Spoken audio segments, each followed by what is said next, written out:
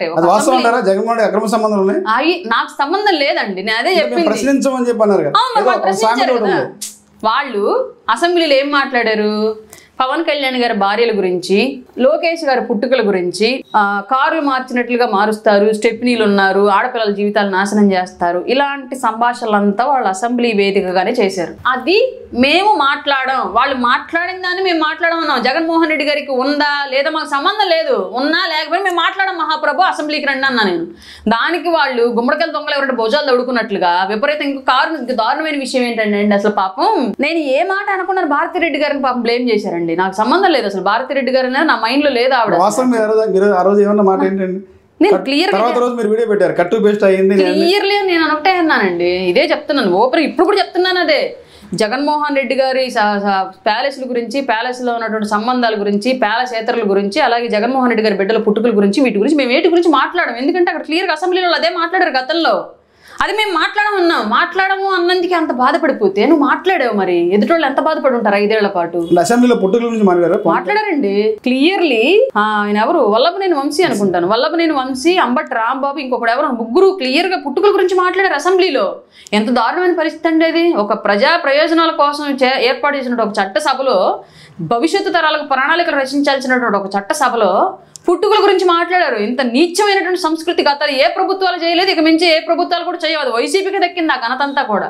అది మేము మాట్లాడేవారు అమ్మన్నందుకు అసలు పీకేసుకున్నారండి బాబు. నాకు అర్థం కాలేదు ఎందుకని ఇంత పిచ్చోళ్ళు అయిపోతున్నారు. మరి మీరు అన్నది మేము అనమంటే అంత బాధేస్తుంది, మరి మీరు ఎట్టన్నారా బాబు? నాకు అర్థం కాలేదు నిజంగా, నాకు ఆశ్చర్యం వేసింది.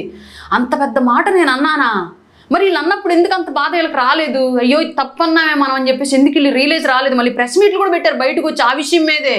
వల్లభనేని వంశీ అనే ఒక అతను, అవి వద్దులేండి ఇంక పెద్ద మాట వచ్చేసింది, అతను అసెంబ్లీలో మాట్లాడింది కాక మళ్ళీ బయటకు వచ్చి ప్రెస్ మీట్ పెట్టాడు ఆ విషయాల గురించి. ఎంత నీచమైన సంస్కృతికి దిగజారండి మీరు. అట్లాంటి సంస్కృతి మా దగ్గర లేదు. అసెంబ్లీకి రండి మేము రెడ్ కార్పెట్ వేస్తాము అంటే ప్రస్తావించము అంటూ ప్రస్తావించినటువంటి మాటకి మీరు అంత బాధపడితే, మీరు నిజంగా అన్నారే ఏమి, మీరు పుట్టినట్టు పుట్టలేదా?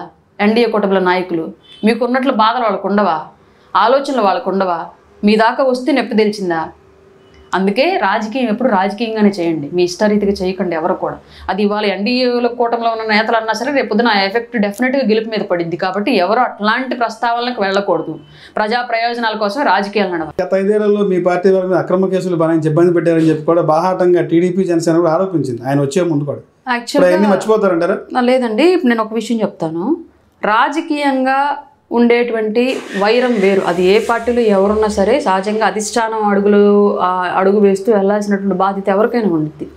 అందులో భాగంగానే జగన్మోహన్ రెడ్డి గారు ఎలా నడిపిస్తే బాలినేని శ్రీనివాసరెడ్డి గారు అప్పట్లో ఆ 5 ఏళ్ళు అలా నడిచారు అనడానికి మనకు ఎలాంటి సందేహం అక్కర్లేదు. ఎందుకంటే మీకు ఒక ఇన్సిడెంట్ చెప్తాను.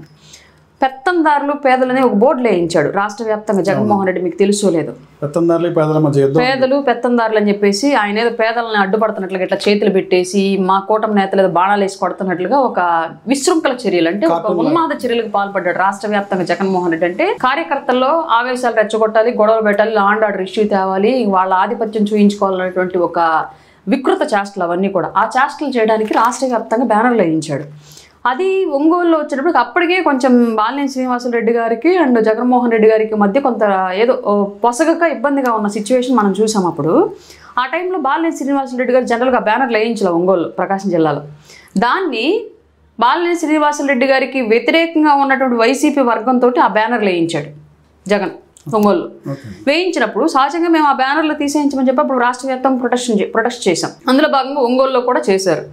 జిల్లా అధ్యక్షులు, ఒంగోలులో ఉన్నటువంటి జనసేన క్యాడరు అందరూ కూడా చేశారు. అప్పుడు చేసినప్పుడు జరిగినటువంటి అన్ని చోట్ల రాష్ట్రంలో కేసులు బనాయిస్తే ఒంగోలు కేసులు పడలే ఎవరి మీద, మీరు గమనించారు లేదు, కాబట్టి ఇప్పుడు నేను వెరిఫై చేసుకోండి. ఒంగోలు కేసులు పడల.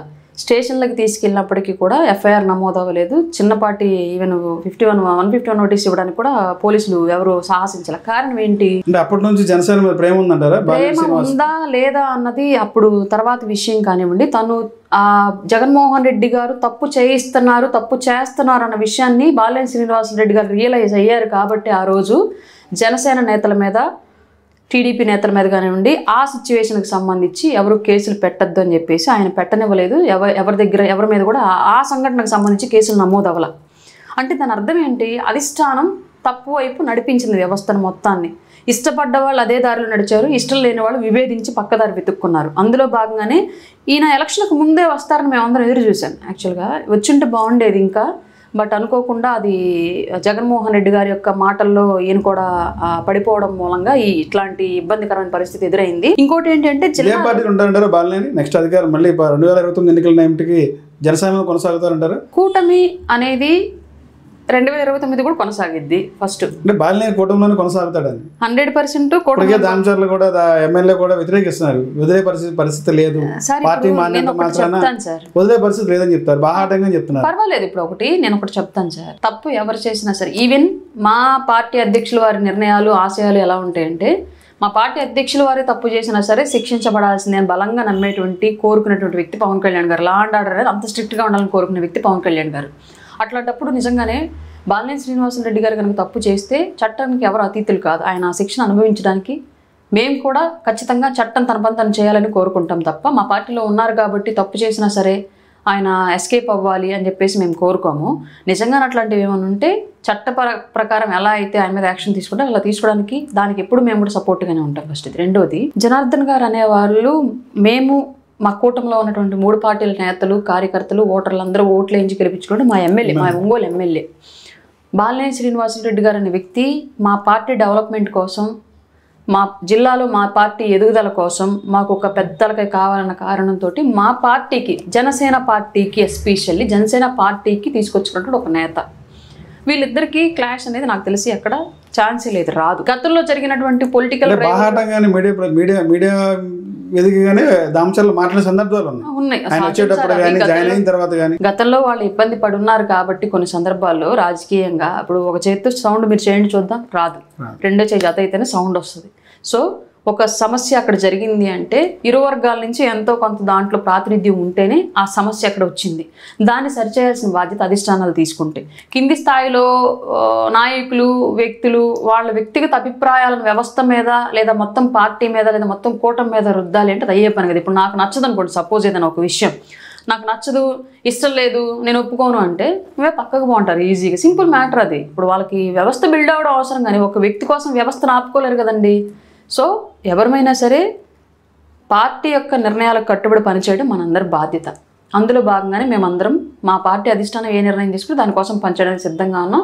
అందులో భాగంగానే కూటమిలో ఉన్నట్టు 3 పార్టీ నేతలు కూడా అదే మార్గంలో వెళతారు కూడా. చిన్న పార్టీ పొరపొచ్చాలు, మీడియా ముందు మాట్లాడేటువంటి నెగిటివ్ టాక్స్ అది జస్ట్ ఆ క్షణానికి కలిగేటువంటి ఆవేశం వల్ల వచ్చే మాటలే తప్ప దాంట్లో ఇంక వెనకాల పెద్ద ప్రణాళికలు ఏమి ఉండవు ఎవరికైనా సరే.